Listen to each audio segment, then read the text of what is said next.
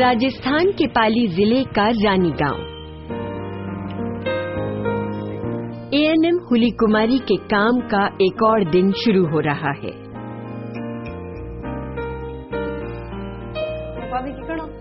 अरे भाभी नमस्ते, कैसी हो? आया भाभी अगले हफ्ते मुन्ने को टीके लगाने हैं, याद से आ जाना। ठीक है। ये प्यारी भाभी है, इनकी डिलीवरी भी यहीं पे हुई थी। डिलीवरी बिल्कुल नॉर्मल थी, लेकिन थोड़ी देर के बाद इनको रक्तस्राव होने लग गया था। तो हमको एसबी ट्रेनिंग में बताया कि रक्तस्राव होने पर क्या करना है। इनकी बीपी भी मैंने देखी तो उस टाइम भी कम हो गई थी, तो तुरंत उसके पाँव लेडीज के ऊपर किए थोड़े से, और फिर आईवी लाइन आरएल तुरंत लगाया और उसमें 20 यूनिट ऑक्सीजन डाला और गर्भाशय की मालिश की साथ में। और उनके घर वालों को भी बताया कि इनको पास हॉस्पिटल में लेके जाना पड़ेगा क्योंकि रक्तस्राव हो रहा है। फिर इनके घर वालों ने एम्बुलेंस बुलाया जो 15-20 मिनट में आ गई थी, और इनको फिर वहाँ हॉस्पिटल पहुंचाया, जो आप आज देख सकते हैं माँ और बच्चा दोनों स्वस्थ हैं। एएनएम हुली कुमारी एक बेहतरीन उदाहरण है इस जीवनदायिनी शक्ति का, जो भारत के कई राज्यों में एएनएम, एलएचवी और स्टाफ नर्सों को मिल रही है। स्किल्ड बर्थ अटेंडेंट प्रोग्राम के सशक्तिकरण के कारण आप भी जल्द इस क्रांति का एक महत्वपूर्ण हिस्सा बन जाएंगे। आर्टोग्राफ के द्वारा आप पहचान सकते हैं कि ये डिलीवरी हमारे पास नॉर्मल हो सकती है या इसमें कुछ कॉम्प्लिकेशंस है और इनको हम आगे भेजें, इसकी आवश्यकता आगे पड़ेगी। भारत में मातृ मृत्यु दर लगातार कम हो रहा है, लेकिन आज भी हर 1 लाख जन्म देने वाली माओं में 254 की मौत हो जाती है।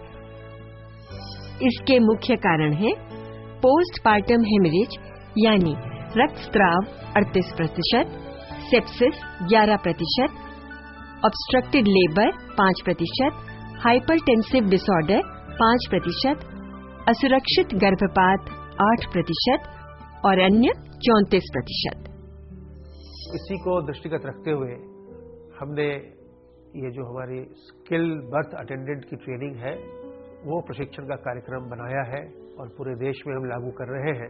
हम प्रशिक्षण के साथ साथ ये भी कर रहे हैं कि जो भी हमारे अस्पताल हैं, सरकारी अस्पताल, चाहे वो जिला स्तर पर हो या ब्लॉक स्तर पर हो या बीच के सब डिवीजन के स्तर पर हो, उन सब का हम सुदृढ़ीकरण कर रहे हैं, उनका हम उच्चीकरण कर रहे हैं, और हम ये प्रयास कर रहे हैं कि वहाँ पर जो हमारा ट्रेंड हेल्थ वर्कर है उसको सारी सुविधाएं मिलें, जिससे कि वो गर्भवती महिला को और प्रसव के पश्चात उसके बच्चे को वो सुरक्षित रख सके।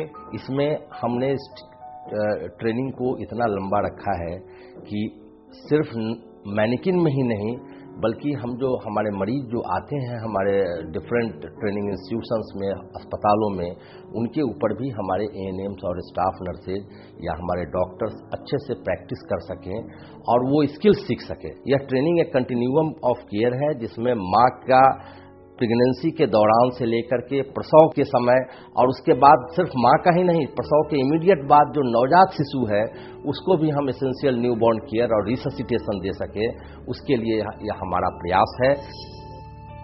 धीनावास के एएनएम मीना गुप्ता को इस तरह एक नवजात की जान को बचाने का अनुभव है। 18 अप्रैल 2009 को लगभग शाम के 4 बज रहे थे। उस समय एक गर्भवती महिला अपनी मां के साथ हमारे उस स्वास्थ्य केंद्र पर आई थी।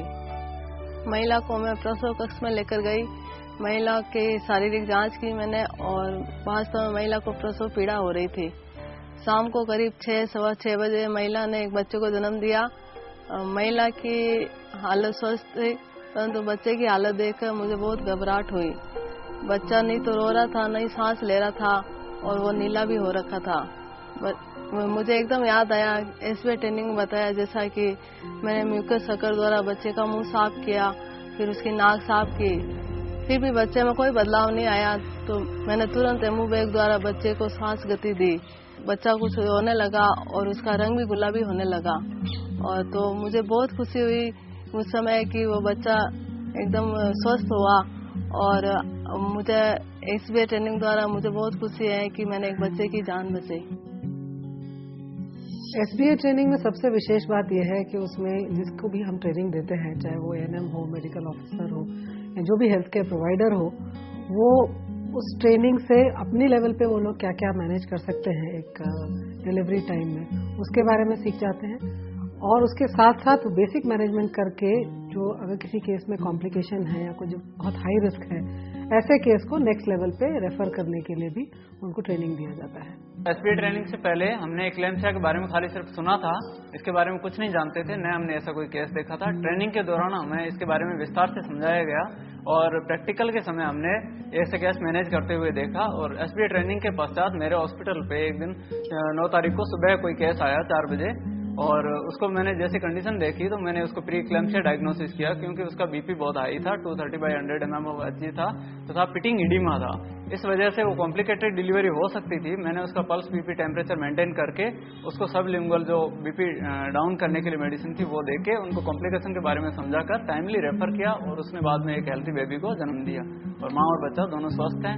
और आज भी उनको टाइमली रेफर को याद करते हैं, जिसकी वजह से उसकी कॉम्प्लिकेटेड डिलीवरी होने से बची और कोई इंजरी या मोर्टेलिटी होने से बची।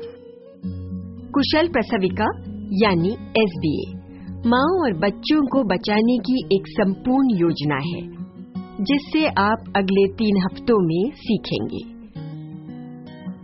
पिछले ट्रेनीज की तरह आप लोग भी सफलता पा सकते हैं।